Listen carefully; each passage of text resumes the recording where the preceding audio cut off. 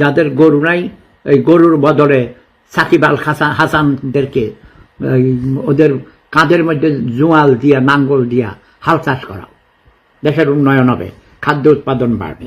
সাকিব বাংলাদেশের প্রাণ, এই যে সুদানের ফুতানে এই কথাটি সুতমারানির ফুতানে। অশিক্ষিত মূর্খ ক্রিকেটার, ভালো ন্যাশনাল ক্রিকেটার, ছোট লোক, গরিব, সুপারস্টার বলা হয়।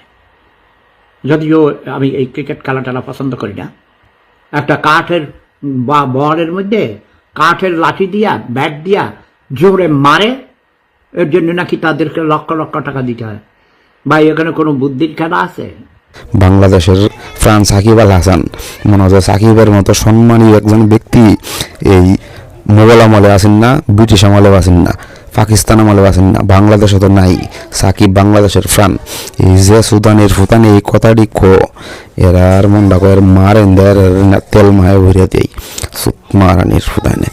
ক্রিকেট খেলা লইয়া এই অসভ্যরার মতো অত উন্মাদনাকের।